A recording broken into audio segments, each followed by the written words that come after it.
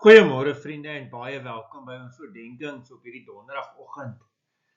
Ja, ons loop ongelooflike pad met Johannes se ver en ons is nou by vers 14. Iemand kontak my en sê vir my, "Joh, Rudy, jy het dan baie oortuiging en baie sekerheid dat vers 1 as wat praat van die woord verwys dit na Jesus en is daar nie 'n manier hoe ons kan dink dit verwys na die Bybel nie. Hoekom sê jy so?" Nou geliefdes, vers 14 help ons met daai antwoord. Hoor wat sê vers 14. En die woord het vlees geword en onder ons kom woon. En ons het sy heerlikheid aanskou. 'n Heerlikheid soos die van die unieke seun van die Vader, vol genade en waarheid.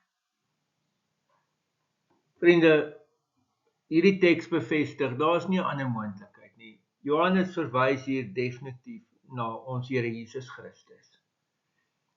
Die woord het vlees geword en onder ons kom woon. En mense het hom gesien. Mense het sy heerlikheid aanskou. En nou gaan hy, en ek is mal oor die 2020 vertaling wat sê, soos die van die unieke seun van die Vader.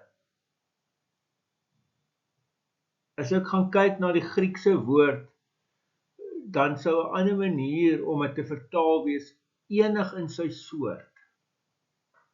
Nee, dis nie maar net dat Jesus op dieselfde manier seun van God is wat ek en jy kinders van God is nie. Nee, daar is iets heeltemal anderste. Dit verstaan ons hier.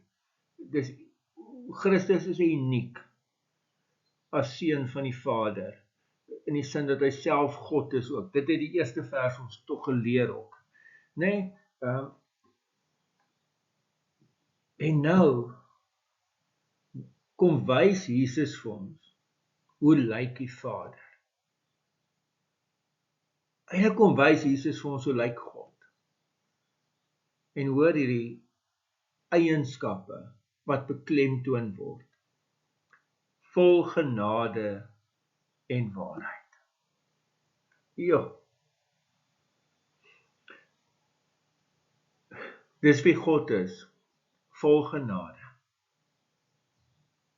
Vol genade.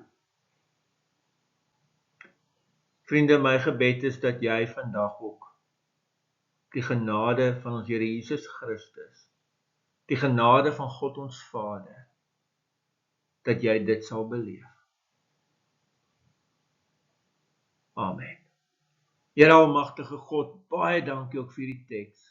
Ja, dankie dat ons dit mag lees en daaruit mag leer en mag groei daarin. En ja, Here, vul ons ook met genade. In die naam van ons Here Jesus Christus. Amen. Vriende, mag jy 'n baie mooi en 'n baie geseënde dag hê. Totsiens.